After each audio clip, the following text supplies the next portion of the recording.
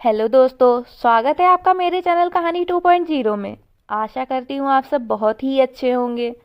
तो चलते हैं हमारी आज की कहानी की ओर। मैं दुल्हन बनी बैठी थी, लेकिन ना तो मेरे चेहरे पर कोई खुशी थी, ना ही ताजगी थी, ना ही शादी का कि दिल में कोई उमंग थी। मैं कमरे में तन्हा अकेली बैठी थी।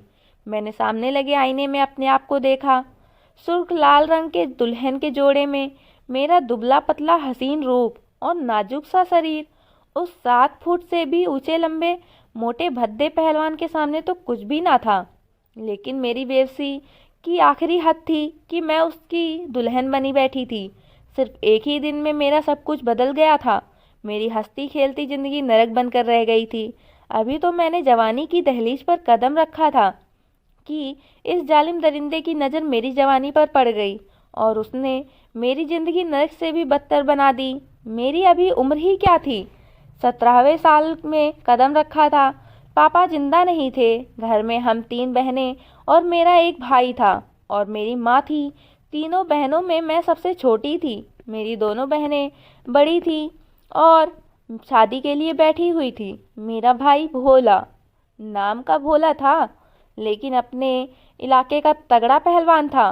कुछ दिन पहले ही तो बात है जब मैं अपने पहलवान भाई का मुकाबला देखने गई थी। हजारों की भीड़ जमा थी, जहां सब लोग अपने पसंदीदा पहलवानों के नारे लगा रहे थे। मैंने भी अपने भोला भाई के नारे अपनी सहेलियों के साथ लगाना शुरू कर दिया। मैं घर में सबसे छोटी थी, इसलिए सबकी लाडली थी, सबसे ज़्यादा अपने भोला भाई की। वह मुझे प्यार से लाडो रानी कहते थे। उस वक्त मैं कहाँ जानती थी कि यह लाडो रानी किसी पहलवान की हवस भरी नज़रों को भा जाएगी। मेरी जिंदगी की कहानी शायद आप लोगों की आंखों को भी नम कर जाए। राजस्थान के भरतपुर जिले में एक ऐसा गांव जिसका नाम सुनते ही यहाँ के पहलवान एक एक करके दिमाग में घूमने लगते हैं। यहाँ लंबे समय से नामी गिरामी पहलवान रहते चले आए हैं। भरतपुर जिले को पहलवानों का शहर भी कहा जाता है। कुश्ती का नाम सुनते ही 2 ही नाम लोगों के दिमाग में आते हैं, एक भोला पहलवान यानी कि मेरा भाई और दूसरा नाम रामा पहलवान, जिसका संबंध पहलवानों के खानदान से था। रामा पहलवान भरतपुर जिले के परमधारा गांव से संबंध रखता था। उसने 18 साल की उम्र में भरतपुर जिले के मशहूर पहलवान को हराकर अपनी जीत की शुरुआत की। लंबा ऊंचा कद, गहरी सांवली रंगत और ताकतवर शरीर का मालिक था रामा पहलवान। भरतपुर जिले के सब पहलवान के दिलों में राज करता था। उसे बचपन से ही कुश्ती और अखाड़े का बहुत शौक था और वह अखाड़े में जाकर बेकाबू हो जाता था। खुद को अखाड़े की मिट्टी से लथपथ कर लेता। उसका कद 7 फुट 2 इंच ऊंचा और वजन लगभग 98 किलो था। जिसने स्टील के बने एक डोलू को पकड़ा जिसमें कम से कम 2 किलो दूध था, उसे उठाकर मुंह से लगाया और 2 घूंट में वह पूरा दूध पी चुका था। फिर उसने डोलू को साइड में पर फेंका, अपनी बड़ी बड़ी मूंछों पर लगे दूध को हाथ से साफ किया। अपने भरे पूरे शरीर और मोटे पेट पर उस आदमी को वैसे ही घमंड था। जो भी उसके सामने आता उसकी बहादुरी और हिम्मत की तारीफ किए बगैर ना रहता। यही वजह थी कि जब वह मैदान में आता तो कई पहलवानों के दिल धड़कना भूल जाते थे। रामा पहलवान की बॉडी देखकर ही कमजोर और नए आए पहलवानों को की हिम्मत जवाब दे जाती और मेरा भाई पिछले कई सालों से उससे मुकाबला कर रहा था और अक्सर मुकाबला टक्कर का ही हो जाता। रामा पहलवान की पहलवानी और अखाड़े के अलावा एक और बहुत ही खास और निंदनीय शौक था जो दूसरे पहलवानों से उसे अलग बनाता था, और वह शौक था नौजवान लड़कियों से शादी करना। शादी के लिए रामा पहलवान को नौजवान लड़कियां ही पसंद आती थीं, या यूं समझे कि कम उम्र हसीन लड़कियों को देखते ही उसकी राल टपकने लगती थी। जो लड़कियां उसे पसंद आती उससे हर हाल में शादी करता था। मेरा भाई भोला पहलवान भी पहलवानी में किसी से कम न था। रामा पहलवान अक्सर अपनी टक्कर के पहलवानों को चैलेंज करता था।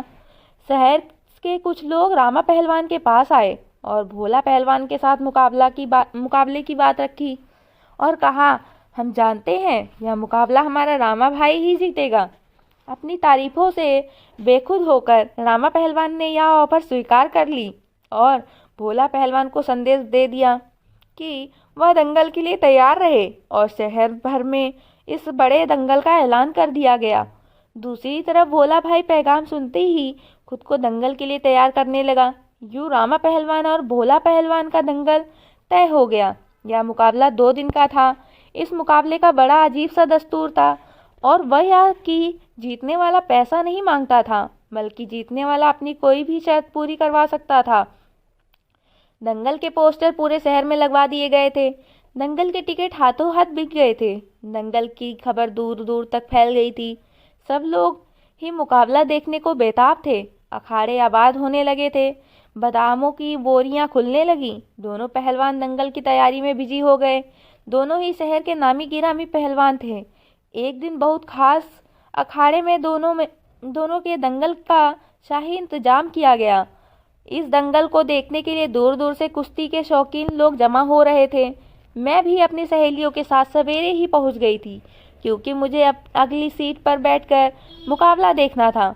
लड़कियों और औरतों के बैठने का भी अलग इंतजाम किया गया था। मैं तो समझी थी कि मैं सबसे पहले वहां पहुंचूंगी, लेकिन वहां तो औरतों की भीड़ जमा थी। मैं औरतों की भीड़ में घुसते तेजी से चलने की वजह से किसी भारी भरकम शरीर से बड़ी जोर से टकराई थी। मुझे तो ऐसा लगा कि किसी खंबे से मेरा सर जाकर लगा हो। पूरा सर ही घूम के रह गया था। कुछ पल तो मुझे लगा कि मेरी आंखों के सामने तारे घूम गए हैं। जब कुछ होश ठिकाने आए हुए तो मैंने देखा तो एक बिना कमीज के सांवला मोटा भद्दा शरीर था। मैं घबराकर पीछे हटी तो सामने रामा पहलवान को देखकर घबरा गई। उसकी नजरें भी मुझ पर ही जमी हुई थी। उसने मुझे सर से पैर तक बड़े गौर से देखा था।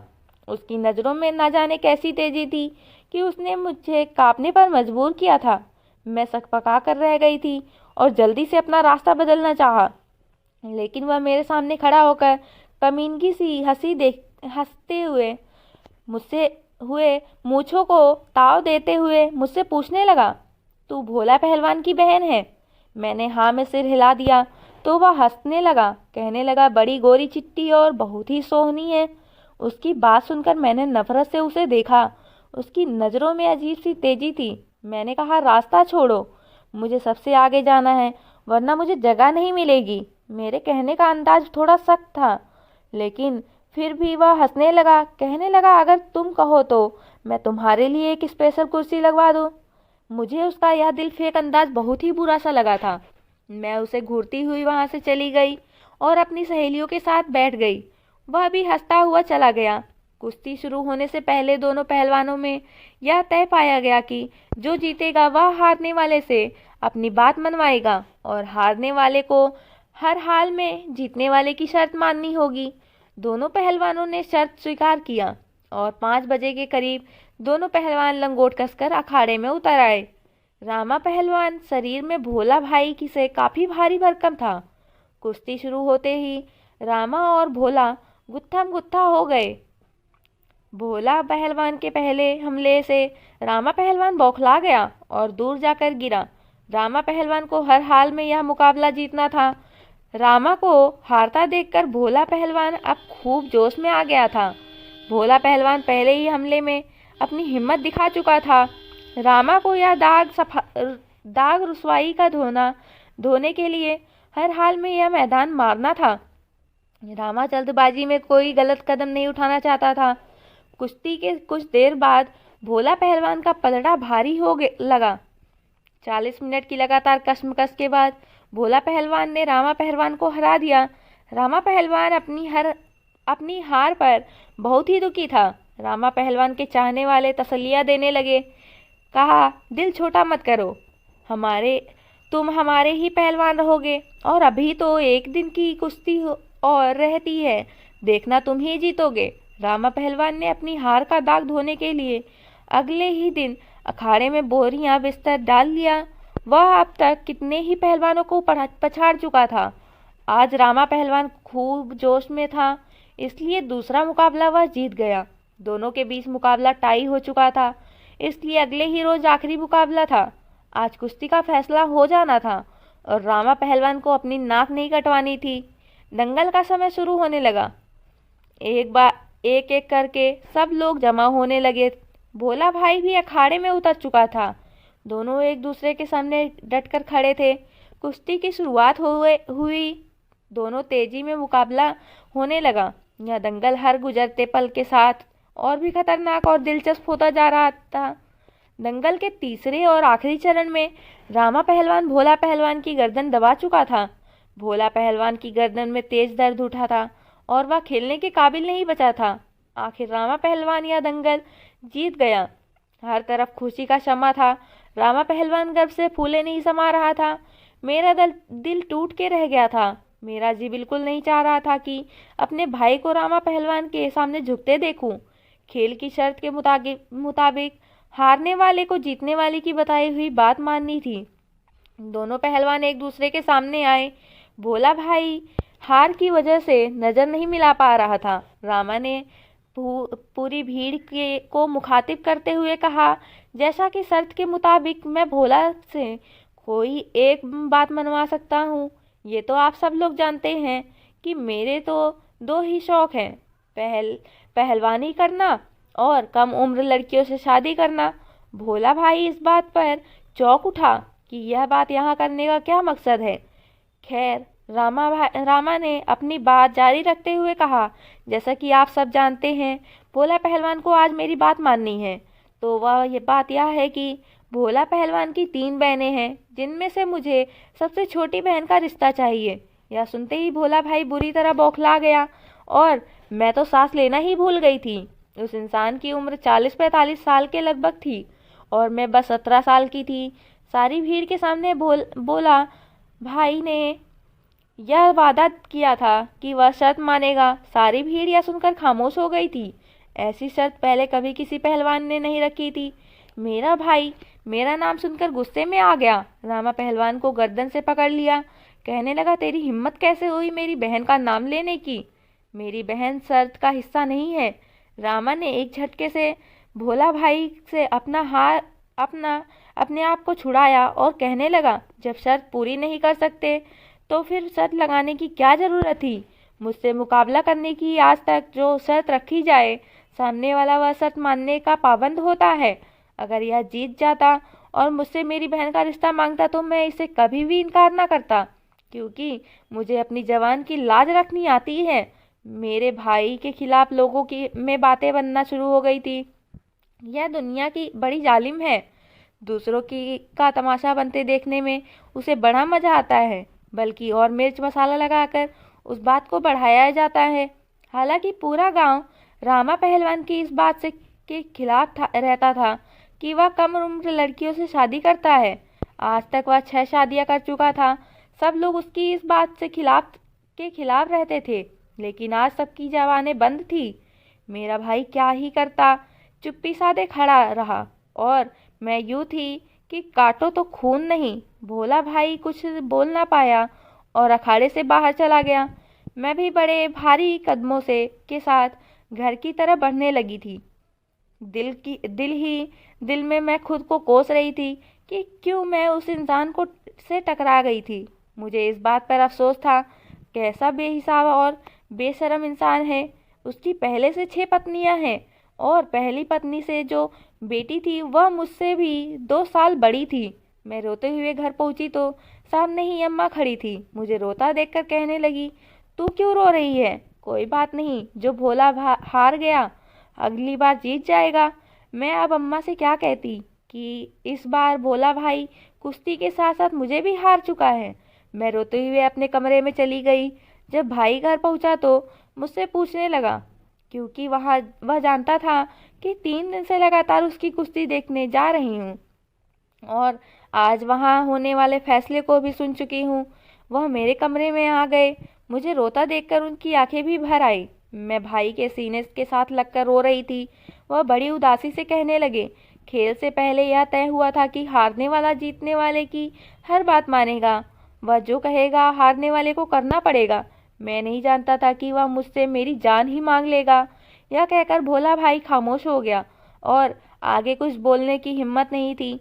अखाड़े में होने वाले इस फैसले से मेरा बुरा हाल था, मगर मैं कुछ न बोली और अपने भाई के सामने सर झुका दिया। बस आंसुओं पर और किसी का जोर नहीं था। वह मेरी आंखों से बह रहे थे और रो तो मेरा भाई भी रहा था। हट्टा कट्टा मेरा पहलवान भाई। आज उसकी आंखों में आंसू देखे तो मेरा दिल भी तड़प उठा। रामा की उम्र 45 साल थी। वो अय्याश टाइप की तबीयत का मालिक था और उसे हमेशा कम उम्र लड़कियों से शादी का शौक रहा था। जहाँ कम उम्र लड़की उसे पसंद आती वह किसी तरह से शादी कर लेता। हर कोई अपनी बेटी को उससे दूर रखता था। उसकी पहले से 6 पत्नियां और 4 पत्नियों की उम्र बहुत कम थी। वह बहुत ही सख्त तबीयत का मालिक था और पहलवानी का रौब अपनी पत्नियों पर खूब झाड़ा करता था।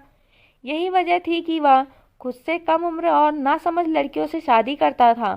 पूरा इलाका जानता था कि वह अपनी पत्नियों को पांव की जूती समझता था। सब कुछ जानते बूझते मेरा शादी के लिए राजी होना बहुत मुश्किल था।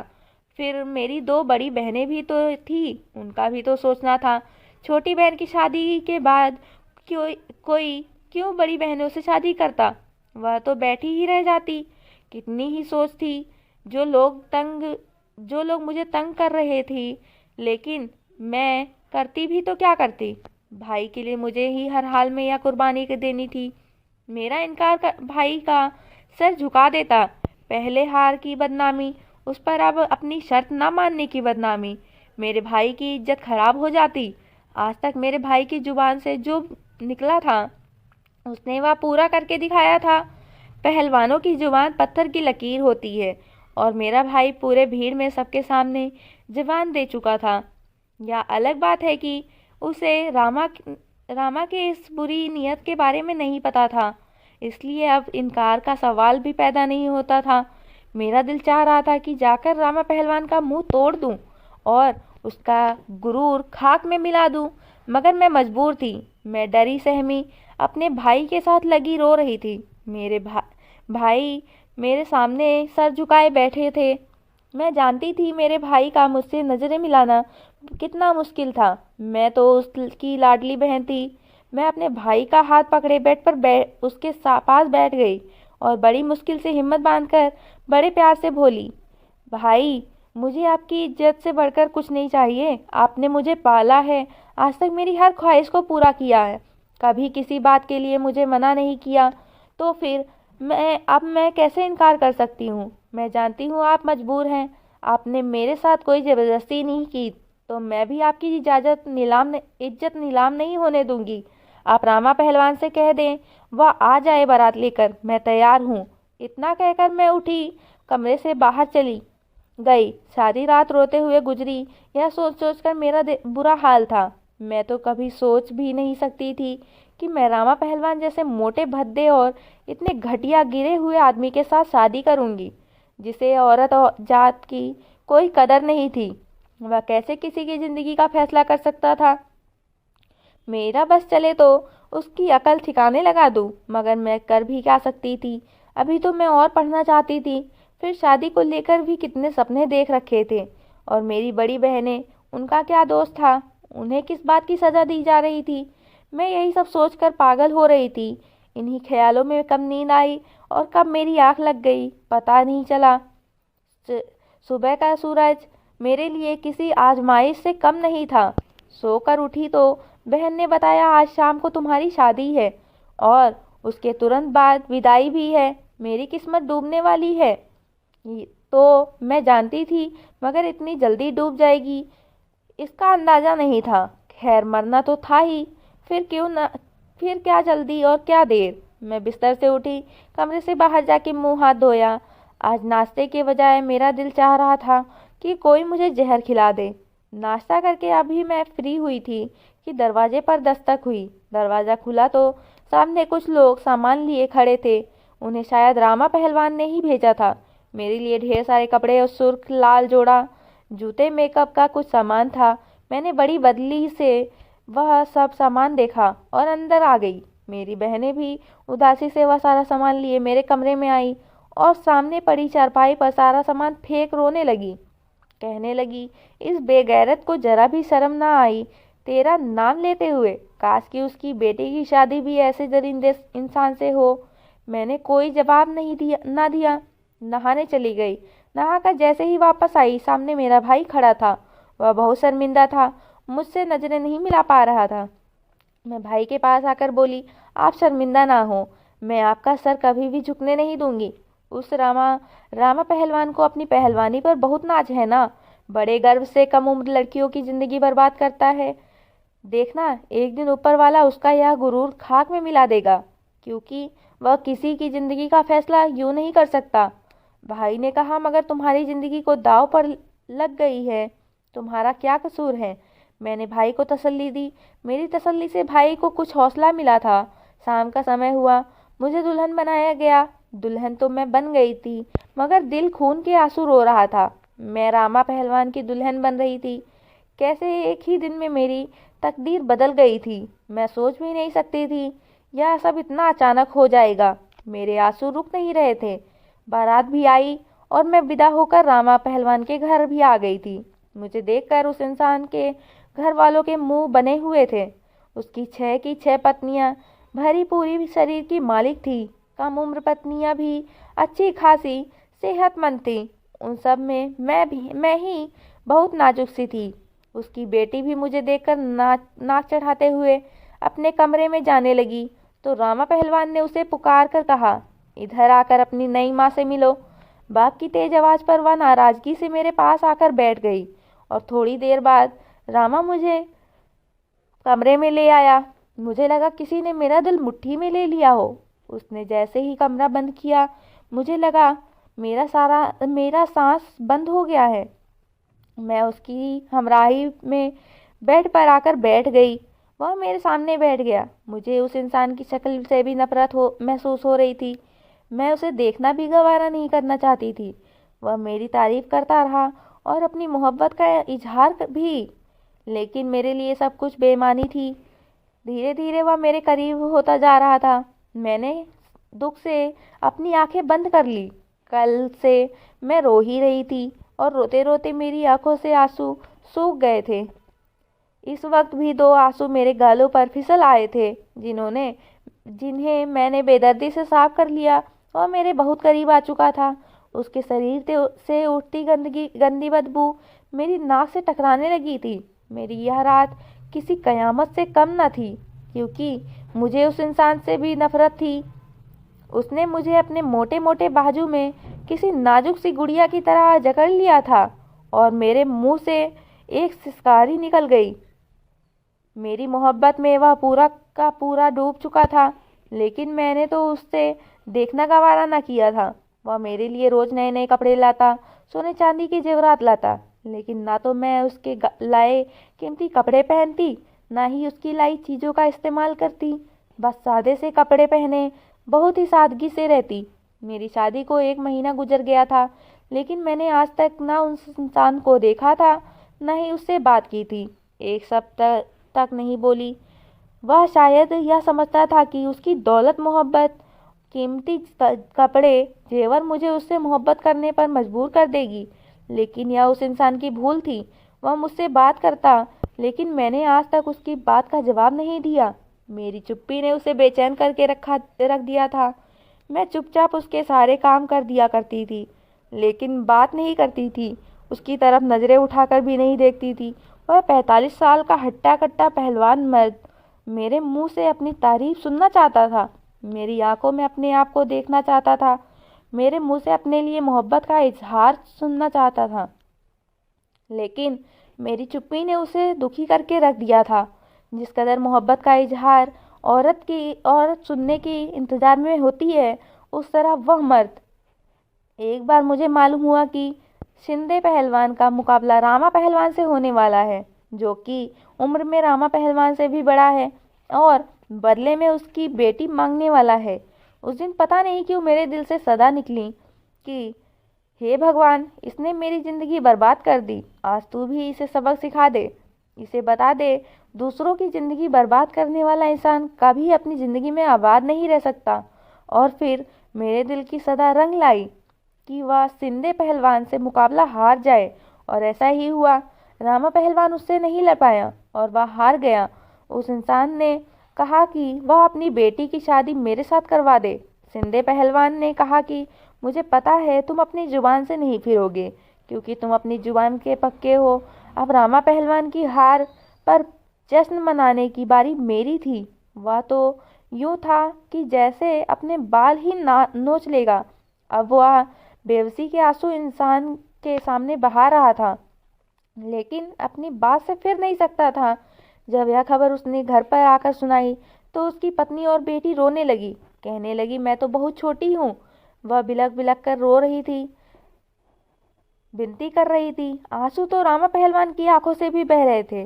वह अब इस दर्द को समझ रहा था जो उस वक्त मैं और मेरे भाई ने सहा था। वह इंसान शायद अब पछतावे की चक्की में पिसने लगा था। उसकी बेटी की शादी उस सिंधे पहलवान से हो गई थी। उस पहलवान की बेटी विदाई के समय बहुत रो रही थी, और उसकी बेटी को रोता देखकर मेरा दिल जैसे किसी की ने मुट्ठी में दबोच लिया था। यही सब कुछ तो मेरे ऊपर बीता था। आज की रात रामा पहलवान की बेटी भी वही सब सहेगी जो शादी की रात मैंने सहा था। जिस दर्द से मैं गुजरी थी, जो तकलीफ मेरे ऊपर बीती थी, मुझे यह मंजर देखा नहीं गया और मैं वहां से हट गई। उस इंसान ने दोबारा उसकी बेटी से उसे मिलने नहीं दिया। वह अब ज्यादातर रोता ही रहता था और बीमार भी रहने लगा था। एक बार मेरे सामने हाथ जोड़कर कहने लगा, मुझे माफ़ कर दो, मैंने तुम्हारे साथ अच्छा नहीं किया, तुम्हारे साथ जुल्म किया है। मैंने सिर्फ तुम्हें देखा और तुम पर फिदा हो गया। यह नहीं सोचा कि तुम्हारी ख्वाहिश और पसंद भी कुछ अहमियत रखती है। तुम्हारी आंखों में मैंने हमेशा अपने लिए नफरत ही देखी है। मुझे लगा था कि मेरी दौलत और मोहब्बत तुम्हें बदल देगी, लेकिन नहीं, तुम्हारी नफरत और खामोशी नहीं टूटी। और ऐसी औरत के साथ जिंदगी गुजारना बहुत मुश्किल है जो आपको बदले में मोहब्बत ही ना दे। मैं एक तकलीफ भरी जिंदगी जी रहा हूँ। तुम्हारे आंसुओं ने मुझे कहीं का नहीं छोड़ा। मेरी बेटी के तुम्हारी हाय लग गई है, मुझे माफ कर दो। यह कहकर उसने तलाक के पेपर सामने कर दिए। कहने लगा, मैंने इन पर साइन कर दिए हैं, तुम भी इन पर साइन कर दो और आज़ाद हो जाओ। मैं तुम्हें अब कैद करके नहीं रखना चाहता। जितना तुम मेरे साथ इस कैद में रहोगी और तड़पोगी, तुम्हारी हाय मुझे उतनी ही लगेगी। तलाक के पेपर पर साइन करते हुए मुझे ऐसे लग रहा था कि जैसे मैं किसी जालिम दरिंदे के कैद से छूट कर जा रही हूँ। मैं आज़ाद हो चुकी थी और वापस अपने घर अपनी बहन और भाई के पास जा चुकी थी। लेकिन रामा पहलवान के साथ बिताए यह 6 महीने मेरी जिंदगी के सबसे भयानक दिन थे और यह मुझसे भुलाए नहीं जाते। मैं रातों को चीख मारकर उठ कर बैठ जाती। मेरी हालत को देखते हुए मेरे भाई ने मुझे आगे पढ़ने के लिए शहर भेज दिया। मेरी शहर आने के बाद मेरा दिल लग गया और मैं यहाँ अपने अतीत को भूलने लगी हूँ। काश मेरी जिंदगी में ऐसा जीवन साथी आए जो मेरी रूह पर लगे इन घाव पर मरहम का काम कर सके। दोस्तों, आपको क्या लगता है, क्या मेरी किस्मत में ऐसा कोई जीवन साथी लिखा है या नहीं? इंसान किसी मजलूम पर जुल्म करने से पहले यह नहीं सोचता कि जिस दिन ऐसे ही तकलीफ उसे भी सहनी पड़ेगी तो वह क्या करेगा। तो दोस्तों, आपको यह कहानी कैसी लगी मुझे कमेंट करके ज़रूर बताएं। मैं ऐसे ही अच्छी अच्छी कहानियाँ आप लोगों के बीच लाती रहूँगी। पूरी कहानी सुनने के लिए आपका बहुत बहुत धन्यवाद। और अगर चैनल को सब्सक्राइब नहीं किया है तो जल्दी से सब्सक्राइब करें और बेल आइकन दबाना ना भूलें। मिलते हैं अगली वीडियो में।